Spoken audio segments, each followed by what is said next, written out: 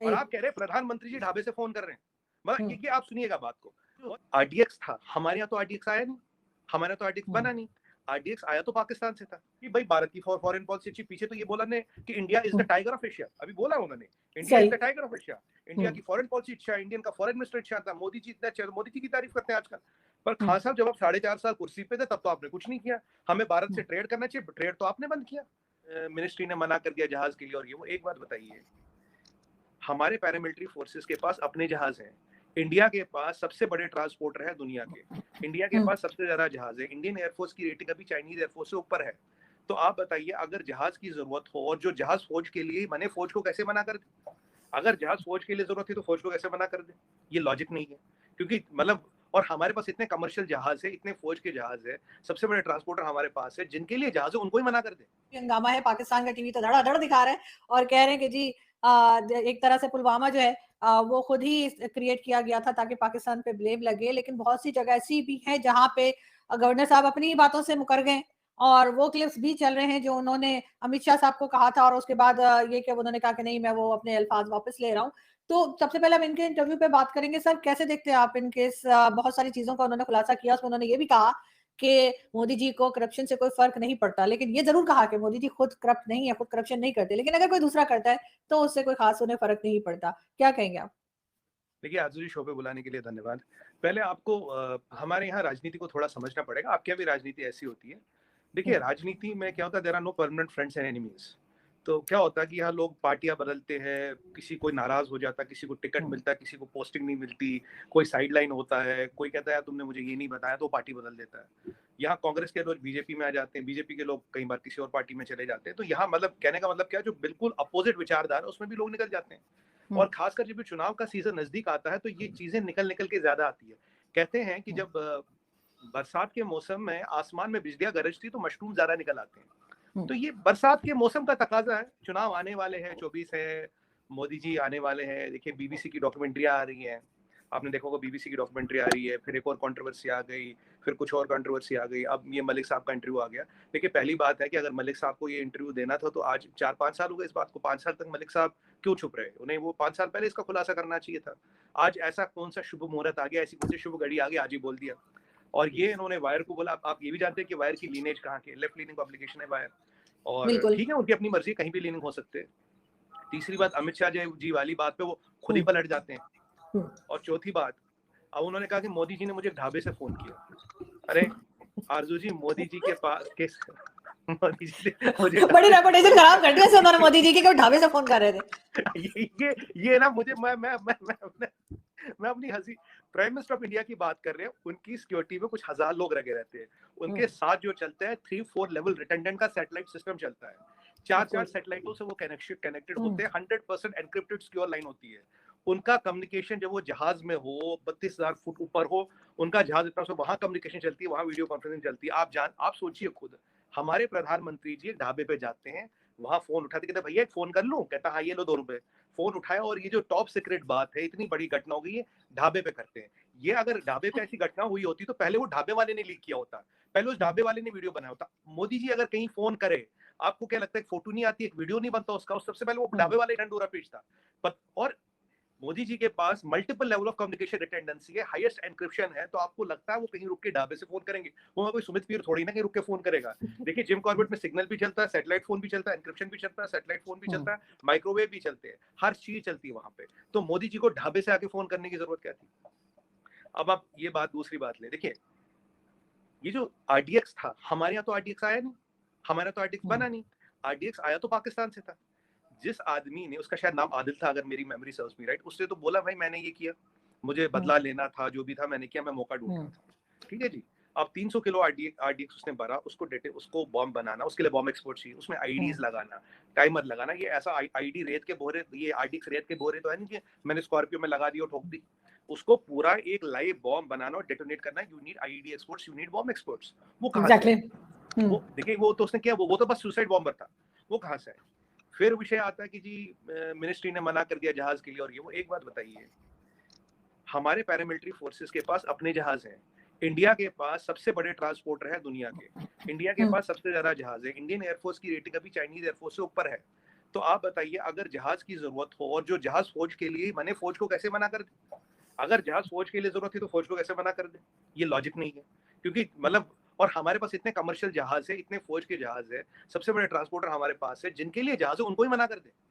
ऐसा हमारे यहाँ रूल नहीं होता। तो आप एक और बात सुनिए, चलिए अब जहाज आपको लाता है श्रीनगर, ठीक है जी, आप श्रीनगर जहाज में आते हैं, श्रीनगर से आपको शुपियन जाना, आपको अनंतनाग जाना, इस्लामाबाद जाना, आपको बिजबार ब्यारा जाना, आपको पुलवामा जाना, आपको शुपियन जाना है, आपको हर जगह जाना है ना। वहां तो एयरपोर्ट नहीं, वहां तो आप बाई रोड ही जाती है ना, आर्मी अब भी बाई रोड जाती है, वहां तो एयरपोर्ट नहीं, एयरपोर्ट श्रीनगर में। श्रीनगर में जब आपको पूरी वैली में फैलना है, जहां आपकी डिप्लॉयमेंट है, वहां तो अभी आर्मी आज के दिन भी कॉन्वॉय चला बना के चलती है। तो ये घटना तो पुलवामा में हुई, पुलवामा से तब भी आर्मी निकलती थी, आज के डेट में भी आर्मी निकलती है। तो ऐसा तो है नहीं कि जहाज नहीं मिला इसलिए घटना हुई, क्योंकि अगर जहाज मिलता आप श्रीनगर में उतरते हैं। श्रीनगर में, अगर मैं उनकी बात एक मिनट को सच भी मान लूं, अगर श्रीनगर में उतरते तो फिर आप जाते तो पुलवामा बाई रोड, पुलवामा में तो एयरपोर्ट है नहीं, अनंतनाग में तो एयरपोर्ट है नहीं, बिजबेहरा, शुपियन और मैं लोलाब की बात करूं या कहीं कोई हंदवारा की बात करूं, वहां तो एयरपोर्ट है नहीं, वहां तो बाई रोड ही जाते हैं। पिछले 30 साल से आर्मी तो बाई रोड जा रही है। अगर ये हादसा बहुत दर्दनाक है, हमें मतलब पूरा शौक है इसका, मैं तो आपके शायद शो पे भी आया था, बट देखिए ये इंसिडेंट प्लान था, इसमें आईडीज, इसमें आईडीएक्स डेटोनेटर यूज किए गए, बॉम्ब मेकर यूज किए गए। 300 किलो का explosive banana, you need military grade experts, ये छोटे मोटा बॉम्ब मेकर भी नहीं कर सकता। और ये आरडीएक्स आया पाकिस्तान से। अब मुझे बताइए, आर्मी की कॉन्वॉय तो आज भी उस रोड पे चलती है ना जहां ये आज के डेट में भी वहीं से निकलती है। तो अगर उसको अटैक करना था, वो कभी भी कर सकता था, इसमें जहाज का आना ना आने का तो सवाल ही नहीं उठता। फिर आप थोड़ा आगे चले सर, इंटेलिजेंस फेलियर तो था ना, फिर भी अगर आप कुछ भी कहिए, इंटेलिजेंस फेलियर जो वो कह रहे हैं उधर तक तो बात ठीक है। नहीं, देखिए मैं आपको बताता हूँ, देखिए जब आप टेररिज्म इज अ वॉर, जब आप लड़ाई में होते हैं, घटनाएं होती है, कैजुअलिटीज होती है। अभी आप तहरीक तालिबान से लड़ रहे हैं, रोज आपके लोग शहीद हो रहे हैं, क्योंकि वो इंटेलिजेंस फेलियर है, वो लड़ाई है, लड़ाई है। मतलब ठीक है, लड़ाई में नुकसान होता है, मैं कहता हूँ we should have intercepted that car, कोई बात हुआ है, कहीं ना कहीं चूक हुई है, मैं ये नहीं कहता कि कहीं चूक नहीं हुई, but we are in a situation of war. ये पूरी लड़ाई थी। आप बताइए, आरडीएक्स आया, ये आया, और कहीं ना कहीं देखिए, मैं तो डायरेक्ट बोलूंगा, निशाना किस पे था? निशाना आपको आरजू जी मैं सीधा बताऊं, मैं राजनीति नहीं करूंगा इसमें, निशाना ये था कि भाई ये घटना हो, मोदी जी कुछ एक्शन नहीं करेंगे और बोलेंगे मोदी जी आपने इतने लोग मरवाए, आप कुछ नहीं कर पाए, आप पाकिस्तान का कुछ बिगाड़ नहीं पाए, और उसको इलेक्शन का मुद्दा बनाएंगे। क्यों हमारे राहुल गांधी जी ने खून की दलाली वाला जुमला यूज नहीं किया था? खून की दलाली वाला जुमला राहुल गांधी जी ने यूज किया था, कोट एंड कोट। अब इसी में मलिक साहब बात करते हैं राम माधव जी की, कुछ 150-300 करोड़। अब राम माधव जी ने इन पे डिफेमेशन केस किया है। सवाल ये है कि ये जो चीजें हुई, अगर ये तब हुई, आप तब बताते ना। अब जब आज सत्ता से बाहर है, जब आपके पास कुछ बहुत बड़ी चीज आपको मिली नहीं, आपके पास कोई राजनीतिक पद नहीं, आज आप बोल रहे हैं, ये तो वही वाली बात हुई। अब जैसे हमारे खान साहब कहते हैं, नियाजी साहब, इमरान खान नियाजी, कि भाई भारत की फॉरेन पॉलिसी पीछे तो ये बोला ने कि इंडिया इज द, खान साहब कहते हैं, नियाजी साहब, इमरान खान नियाजी, कि भाई भारत की फॉरेन पॉलिसी पीछे तो ये बोला ने कि India is the tiger of Asia. अभी बोला उन्होंने, India is the tiger of Asia. India की फॉरेन पॉलिसी अच्छा, इंडियन का फॉरेन मिनिस्टर अच्छा था, मोदी जी इतना, मोदी जी की तारीफ करते हैं आजकल। पर खान साहब जब आप 4.5 साल कुर्सी पे थे, तब तो आपने कुछ नहीं किया। हमें भारत से ट्रेड करना चाहिए, ट्रेड तो आपने बंद किया। तो वही बात है, जब कुर्सी हट जाती है, चीजें निकल जाती है, तब आप कुछ भी बोले, आप कुर्सी पर रहते बोले तो उस चीज का वजन है, तब बोले। आज आपके राजनीतिक समीकरण बदल गए, राजनीतिक फायदे बदल गए, राजनीतिक इक्वेशन बदल गई, इलेक्शन आने वाला, आपकी अपेक्षाएं होंगी, आपकी आशाएं हुई, वो मीट नहीं हो रही। मुझे नहीं पता इंटरनल क्या है। तो आज आप कह रहे जी ये भी हो गया, वो भी हो गया, मोदी जी ने मुझे, मतलब ये तो मतलब अर्जुन जी, मोदी जी ने मुझे ढाबे से फोन किया, ये तो Guinness book of world record में ये तो सबसे बड़ा चुटकुला जाएगा। भारत के प्रधानमंत्री, the most protected person on planet earth, वो ढाबे पे जाते, कहते भैया ये ले 2 रुपए, जरा जरा हटिए, जरा मैं फोन करूं, जरा फिर फोन घुमाते हैं उसको। और अच्छा, फोन कैसे करेंगे? मोदी जी को उनका नंबर याद है क्या? मतलब 9123212112। मैं उनका नंबर नहीं ऐसे कह रहा हूँ, उनको याद है क्या, उन्होंने फोन कर दिया। मोदी जी के पास कोई कम्युनिकेशन गियर नहीं है, वो मतलब बिल्कुल जंगल में ऐसे घूम रहे थे बिना कम्युनिकेशन के। उनके साथ एसपीजी नहीं थी, उनके साथ जो मल्टीपल लेयर ऑफ सिक्योरिटी चलती, वो नहीं, कम्युनिकेशन गियर नहीं था उनके पास। हिमालय के पहाड़ पे, लोलाब की वैली में, द्रास में, कारगिल में, आपका ये तवांग में, आपका गलवान में जो हमारा सिपाही है, वो कनेक्टेड है हमसे 24 घंटे 24x7। और मतलब बड़ी मुझे है प्रधानमंत्री ढाबे से फोन कर रहे हैं। सर, वो जो इंटरव्यू ले रहे थे करण थापड़ साहब, बड़े सीनियर जर्नलिस्ट हैं, बड़ा नाम है उनका। मुझे हैरत है कि उन्होंने ये क्यों नहीं पूछा उनसे कि वो ढाबे से कैसे कॉल कर रहे थे। मैं वही कह रहा हूँ आपको, मैं कह रहा हूँ जो हमारा सिपाही है, हमारा भाई तैनात है, उसके पास लाइव लिंक है, लाइव लिंक है उसके पास। और आप कह रहे हैं प्रधानमंत्री जी ढाबे से फोन कर रहे हैं। मतलब ये आप सुनिएगा बात को। और ये एक और बात बताऊं, हमारे यहाँ आप जानते हैं सबसे बड़ा ज्यादा ट्रांसपोर्टर हमारे पास है, सबसे ज्यादा जहाज हमारे पास है, और आप ये कहते हैं कि हमने अपने फौजियों को जहाज नहीं दिया, उनकी जरूरत थी। ये कैसे हो सकता है? अगर मैंने फिर आपको बता, चलिए जहाज उनकी बात को एक बार मान ले, जहाज नहीं दिया। श्रीनगर उतरे, कॉन्वॉय को तो तब भी पुलवामा जाना था, तब भी जहां जब डिप्लॉय होने थे वहां तो जाना था, तब से जा रहे, पिछले 30 साल से जा रहे, आज भी जा रहे। वो तो बाई रोड जा रहे, वहां हर जगह एयरपोर्ट तो है नहीं।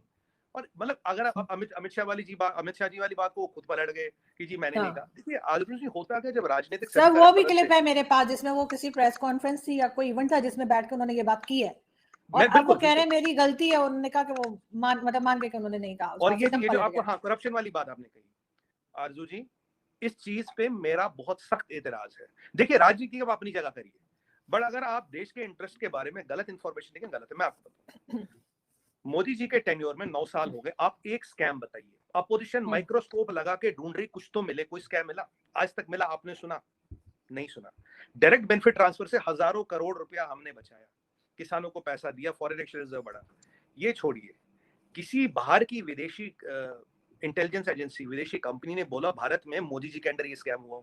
मोदी जी तो अपने चाय पानी और ये दूध का पैसा भी खुद देते, नौकर की तनख्वाह खुद देते, जूते कपड़े भी अपने पैसे से पहनते हैं, एलपीजी खुद अपनी खरीद के लाते हैं। तो हम बात कर चुके हैं जब सर उन्होंने तो अडानी और अंबानी और इन सबको भी बीच में उनका भी जिक्र मैं आ रहा हूँ उस पे आ रहा हूँ। देखिए जो आदमी अपनी दाल और चावल का पैसा खुद देता है वो स्कैम करेगा क्या? किसकी हिम्मत है मोदी जी के रूल में स्कैम करे?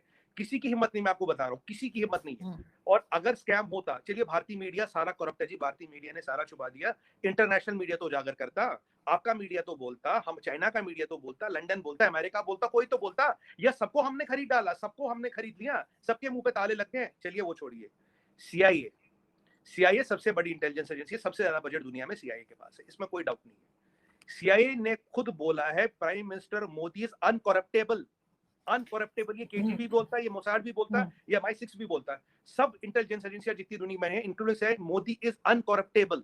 करप्ट आप नहीं कर सकते इसको। They have given this in writing. परसों 2 दिन पहले यूएस की सेक्रेटरी ऑफ कॉमर्स आई थी यहाँ पे, कॉमर्स मिनिस्टर, उनका स्टेटमेंट आप देखिए, मैंने आज ट्वीट भी किया था। उन्होंने बोला कि Modi is the most popular visionary leader of the world. ये secretary of commerce quote unquote में बात कर रहा हूँ। तो मतलब हमने यूएस के सेनेट को भी खरीद लिया, यूएस के कांग्रेस को भी खरीद लिया, दुनिया की मीडिया को भी खरीद लिया, इंटेलिजेंस एजेंसियों को भी खरीद लिया, सबको खरीद लिया, सबके मुंह पे ताले मार दिए। और मतलब अब मतलब अगर ये संभव है फिर तो कुछ भी संभव है दुनिया में। कहीं आप मुझे बताइए कौन सा एलिगेशन लगा मोदी पे? अरे 56 लाख रुपए इनके बाद जमा थे जो गुजरात से, वो भी अपने स्टाफ में बांट दिए।